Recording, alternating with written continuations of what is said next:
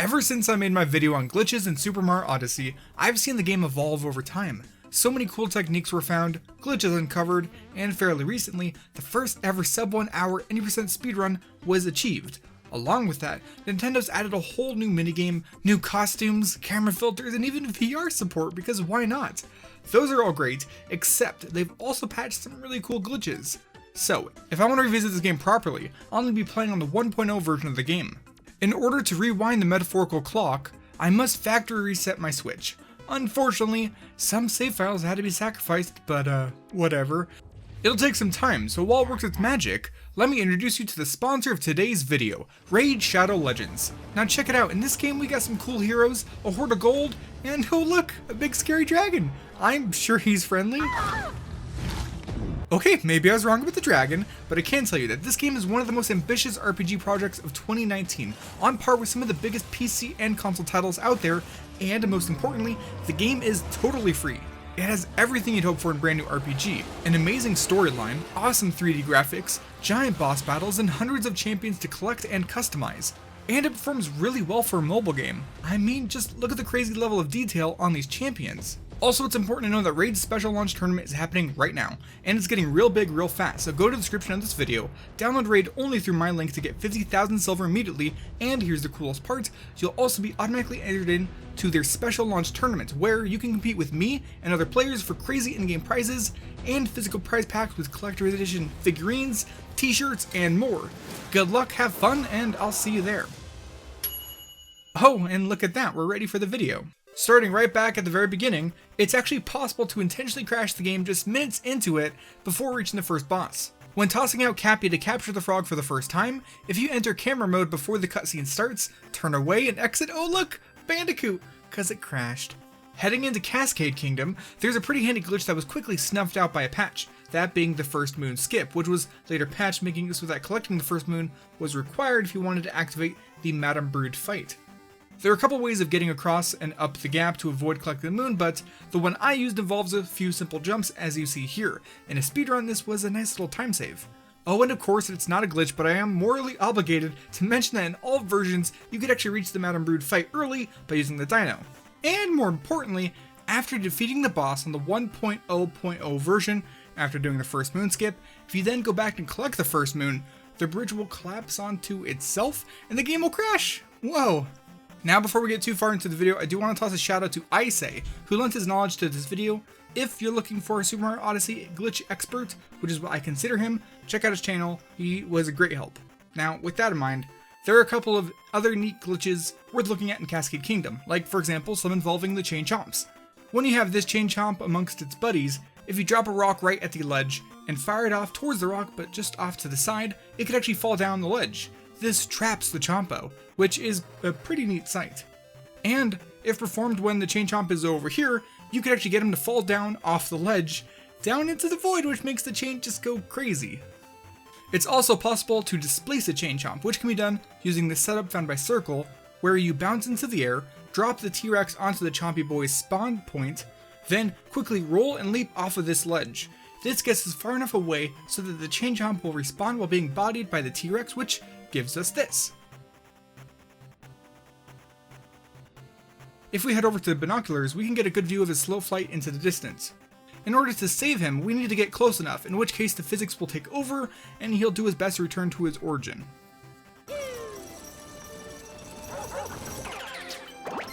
Now, not every glitch requires a complex setup. Sometimes you just gotta crouch.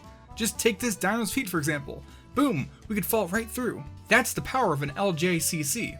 Over in the Sand Kingdom, this tiny section of wall has no collision. You can even crouch clip by walking directly into a 90-degree corner like here in the Lost Kingdom. And despite its hat shape, it's the same with Cap Kingdom. This one is a bit special though because we could actually use a flying Paragoomba and clip through, letting us get a nice view from the outside. We could even fly over and under the rippling waves of poison.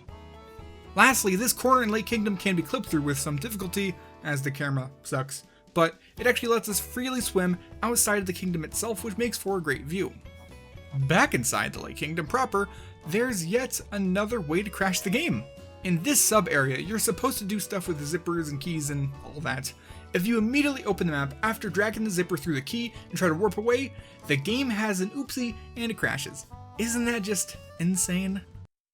Anyways, let's head off to New Donk City, which, according to the unbiased poll I hosted, is your guys' favorite kingdom.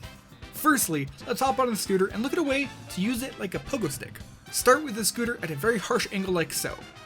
Jump and then press and hold the acceleration button, and jump every time you touch the ground. Your mileage may vary, get it, car jokes, am I right? But this can actually get you some very serious air. It even works over in Mushroom Kingdom where there's more open space. And oddly enough, while attempting this, I accidentally went floating off to my death. I'm not really sure why.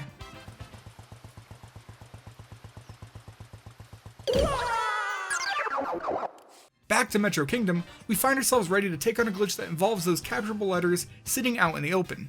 Around the perimeter of the city square is an invisible barrier which limits how far you can travel while controlling the letters. Well, here's how you can break them free. Firstly, capture your escapee, which, now that I say it, sounds a little backwards, and place it like so in the corner of the square right about here. Next, move the M so that it's perpendicular to the escapee. Get on the scooter and drive towards the M, jump and dismount so that it lands up against the M. Once you recapture the letter M, you might start sliding forward. If not, carefully move the analog stick to the right, which will actually cause the M to be pushed forward and into the other letter. Now capture the escapee and obtain freedom. As you could probably expect, this is not intended. If you move the letter over to the jump rope challenge, you could lay on top to get infinite jumps.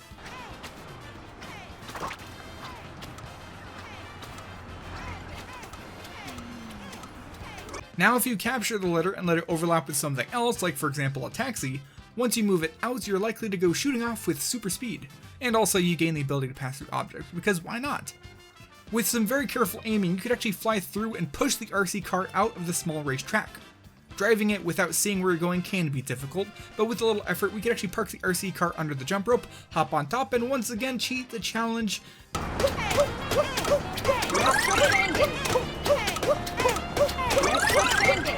Now if you have the letter A as your exploratory letter of choice, position it like so with the slant of its side perpendicular to the wall. Simply jumping in between the two can allow you to clip through just about any object, which could make for a lot of fun. And before moving on, there's a neat quirk that you might run into while exploring the city as a letter. When passing by the area in front of the capturable taxi, you'll find yourself abruptly transported to the sub-area that taxi usually takes you to. This isn't the only way to achieve this effect, but even though you aren't actually controlling the taxi, just being in a capture and passing through the invisible loading zone will do the trick. Next, let's grab a rock and toss it onto one of these floating platforms. By causing the platform to fall and grabbing the rock before it settles onto the ground, the next time we toss it, we can actually see that the rock is clearly floating. It's also mostly invincible, so we could use it to mess with NPCs to great effect.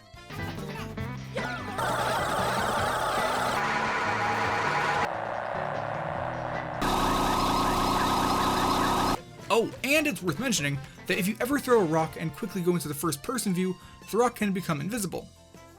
Paired with the previous glitch, this can actually allow us to have a floating, glowing ball of nothing, which we could of course use to harass innocent robots, but with a better view this time. And now, rather than just bait for a chompo or a tool for NPC annoyance, rock can actually be quite useful.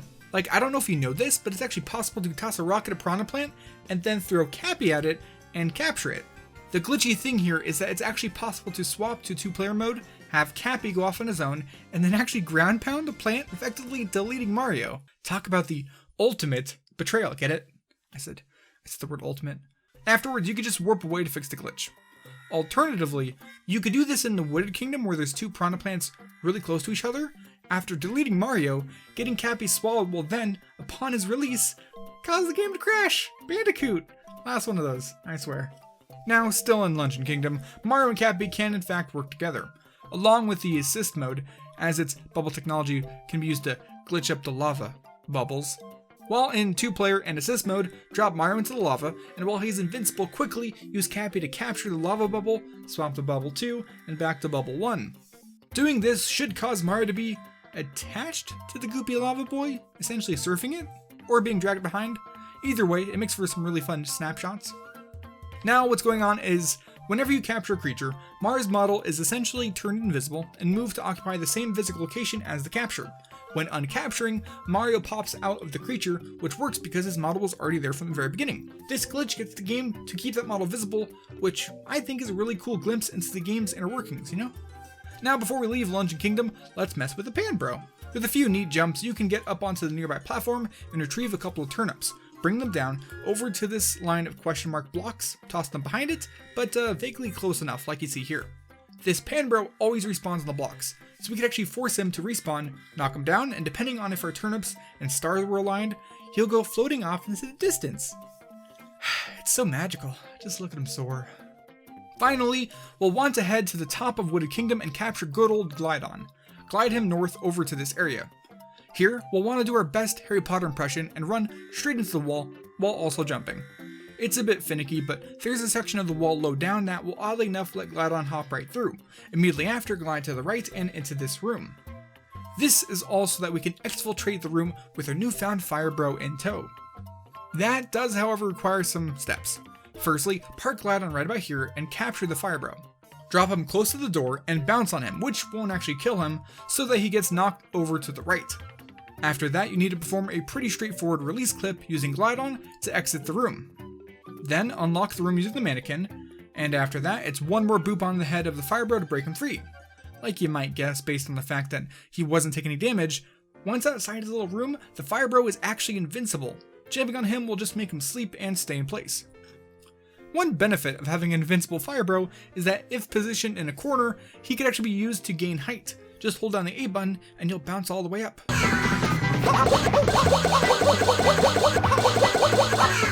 Just be careful not to let yourself fall down like I did, because that means I had to take the long way around. Luckily, he's very patient and he was waiting for me after a couple of minutes of confused platforming.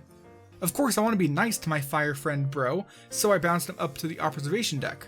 From here, I think we'll spend a little while relaxing and enjoying the view. There's still a lot of glitches to cover, so we'll come back to those in the near future with a part 2. For now, I'd like to thank you so much for watching this video. If you enjoyed it, be sure to leave a like, it really does help. And of course, if you want to get notified for my videos, be sure to subscribe. If there's any big glitches you want to see in part 2, be sure to let me know. But for now, that's about it. Thank you for watching, I'll see you next time.